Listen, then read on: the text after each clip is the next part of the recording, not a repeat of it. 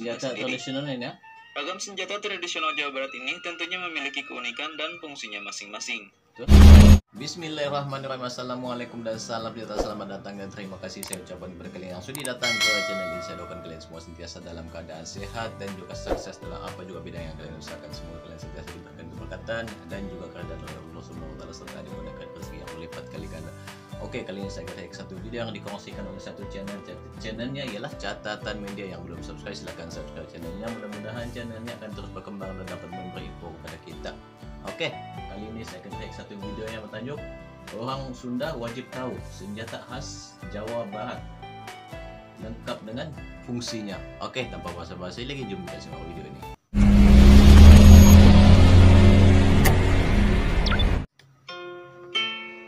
Senjata khas Jawa Barat lah. 10 senjatanya.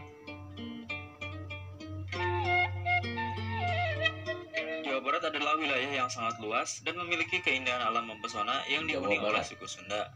Suku Sunda ini mempunyai berbagai penemuan dan pengembangan yang bisa dilakukan untuk beradaptasi dengan suku-suku lain yang ada di Indonesia.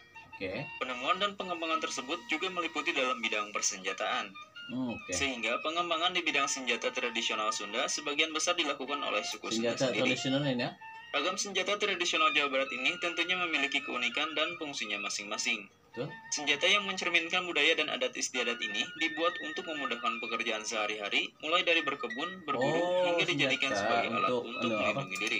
Walaupun diantaranya telah tergantikan oleh alat modern dan lebih mutakhir, namun masih ada beberapa senjata tradisional Jawa Barat yang masih eksis dan tetap populer, yang hingga saat ini masih digunakan oleh masyarakat Sunda.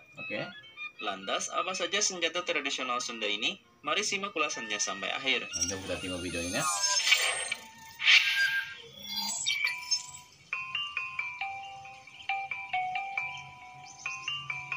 Kujang. Ini enggak kujang. Kujang menjadi senjata tradisional khas yang cukup populer dan masih eksis hingga sekarang. Senjata kujang ini sudah ada sejak zaman kerajaan Pajajaran yang selalu digunakan oleh Prabu Siliwangi untuk melawan musuh-musuhnya. Sehingga senjata kujang ini sangat sakral dan menjadi salah satu simbol status, penghormatan, sampai jimat untuk para petinggi dan juga kaum bangsawan kerajaan Pajajaran. Pada masa itu, kujang sendiri digunakan oleh para petinggi kerajaan ataupun rakyat biasa. Hanya saja, bedanya kujang untuk petinggi kerajaan dibuat menggunakan bahan yang lebih mahal dan desain yang lebih mewah. Selain itu, senjata tradisional yang satu ini bentuknya kerap dijadikan sebagai motif batik sampai lambang yang mencerminkan suku Sunda. Kata kujang sendiri berasal dari bahasa Sunda kuno, yaitu kudi, yang artinya senjata dengan kekuatan gaib atau jimat, dan hyang yang artinya dewa. Dan kini, kujang sering digunakan sebagai aksesoris atau pajangan dinding oleh masyarakat Sunda. Kujang.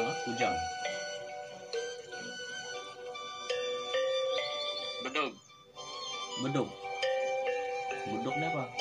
Bedog atau golok umumnya berukuran 30-40 cm dan sering digunakan untuk memotong, menebang pohon, alat berkebun, dan untuk menyembelih hewan ternak.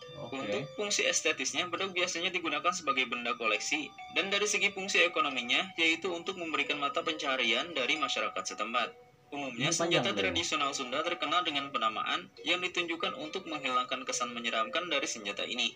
Karena itulah, senjata tradisional orang Sunda ini memiliki ragam penamaan dan variasi yang dibedakan berdasarkan fungsinya. Seperti bedog gagaplok, fungsinya untuk berkebun dan memotong kayu atau bambu besar. Bedog pomorwan, fungsinya hanya dipakai untuk berburu. Dan bedog pemencitan, fungsinya untuk menyembelih hewan. Tinggal pahanya. Gila toh.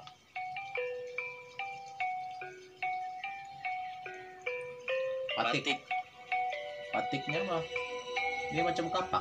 Patik atau kapak besar umumnya memiliki gagang dengan ukuran yang panjang sekitar 30-35 cm. Sementara untuk bilah di ujung senjata ini memiliki panjang sekitar 10 cm dan ketebalan sekitar 4 cm. Senjata tradisional ini digunakan oleh masyarakat Sunda untuk menebang pohon. Pada zaman dulu, nenek moyang dari suku Sunda memakai patik sebagai alat untuk membuka wilayah baru yang dilakukan dengan cara membuka hutan. Tak hanya itu saja, fungsi dari patik yang masih bertahan sampai sekarang adalah dijadikan sebagai alat untuk membelah kayu dan melakukan berbagai macam pekerjaan yang bersifat berat. Adapun kelebihan dari senjata tradisional Sunda ini adalah efektivitas tenaganya. Sehingga walaupun batik termasuk ke dalam perkakas yang cukup berat, namun batik ini sangat efektif untuk membantu masyarakat Sunda dalam melakukan pekerjaannya di bidang perhutanan dan pertanian. Oh. Senjata yang satu ini juga termasuk ke dalam senjata tradisional yang cukup populer dan disukai oleh masyarakat Sunda. Oke. Sehingga kebanyakan dari petani dan pencari kayu di bagian pedesaan akan memakai batik sebagai senjata yang digunakannya. Fungsinya itu untuk membelah belah pokok, belah kayu lah. Congkrang apa ini? Congkrang adalah salah satu senjata tradisional Sunda yang memiliki bentuk hampir mirip seperti cangkul, namun dengan ukuran yang jauh lebih kecil. Sebagian orang Sunda menyebut congkrang ini dengan nama cungkir.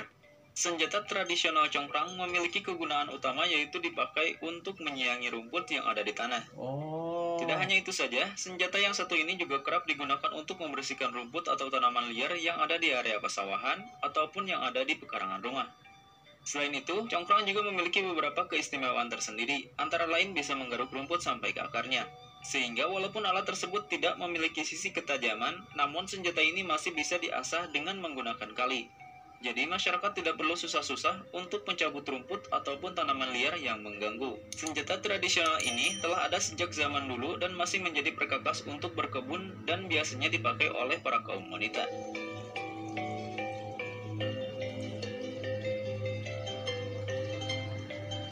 Ketam atau ani-ani. Ketam. Ani-ani atau dalam bahasa Sunda lebih dikenal dengan sebutan etem adalah senjata tradisional Sunda yang digunakan untuk memanen padi. Umumnya, senjata ini memiliki bentuk seperti pisau kecil yang dapat disembunyikan di telapak tangan. Senjata tradisional ini dipakai untuk memanen padi, hal itu karena adanya kepercayaan bahwa masyarakat Sunda tidak boleh menggunakan golok ataupun arit. Dalam kepercayaan tersebut, diyakini bahwa Desi Padi dan Nyai Pohaci Sang Hyang Sri memiliki watak yang halus dan juga lembut, akan merasa ketakutan apabila melihat senjata tajam seperti arit ataupun golok. Sehingga apabila Dewi merasa takut, maka hasil panen tidak akan berkualitas. Tidak hanya itu saja, masyarakat Sunda juga masih menanamkan kepercayaan bahwa padi adalah perwujudan dari Dewi Sri, sehingga perlakuan halus pada padi juga harus selalu dilakukan para petani. Padi tersebut juga dilarang untuk dipanen dengan menggunakan cara dibabat secara kasar. Hingga sekarang, kepercayaan tersebut masih dapat kita temukan melalui acara tahunan, yaitu tradisi seren tahun yang dilaksanakan pada masa panen. Ini sih ya. Mana dia? Balincong. Balincong memiliki bentuk yang menyerupai kapak atau patik. Bedanya, senjata tradisional ini memiliki dua sisi mata yang runcing dan pipih dengan arah berlawanan. Fungsi senjata tradisional Jawa Barat ini sering digunakan masyarakat Sunda untuk memecah batu atau menggali tanah. Dia macam cangkul lah fungsinya, tapi dia lebih tajam kan?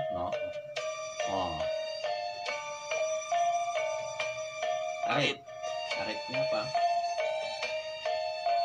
Arit adalah senjata yang menyerupai cerulit dengan memiliki mata pisau berbentuk melengkung layaknya bulan sabit.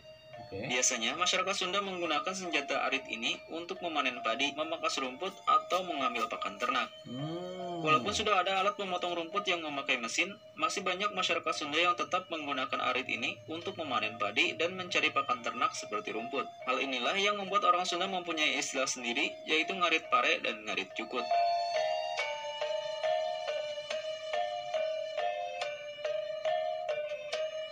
Ini gacok. Dalam bahasa Sunda, gacok diartikan sebagai cangkul garpu dan sebagian masyarakat Sunda menyebutnya dengan sebutan garok. Senjata tradisional Jawa Barat yang satu ini sudah mulai langka dan jarang digunakan. Namun walaupun demikian, beberapa orang masih melestarikannya dan menggunakan untuk membantu pekerjaan seperti memangkas rumput liar atau mengumpulkan jerami. Ini Sulimat. Sulimat adalah senjata tradisional Sunda yang dibuat untuk membantu para petani yang bekerja di bidang perkebunan, terlebih untuk industri kelapa. Senjata yang satu ini dipakai untuk mengupas kulit kelapa. Sulimat memiliki mata pisau tajam dan runcing. Sementara, gagangnya panjang dan kokoh yang ditancapkan ke tanah. Untuk penggunaannya, kelapa akan ditancapkan ke mata pisau sulimat, kemudian ditekan dan diputar sampai kulit kelapa sobek dan terkelupas. Bahaya itu. Barja. Akibat keberadaannya yang langka, senjata adat ini hanya dapat ditemukan di beberapa museum Jawa Barat. Senjata tradisional Sunda ini digunakan untuk perlindungan diri, dengan sisi runcing untuk menusuk disebut bajra, dan sisi tumpul yang disebut gada untuk memukul musuh. Bentuknya Itulah informasi tentang beberapa senjata tradisional orang Sunda yang dapat kami sampaikan. Tekan tombol like jika kalian suka dengan video ini. Jika kalian merasa informasi ini bermanfaat, silahkan bagikan ke teman-teman kalian. Terima kasih sudah menonton.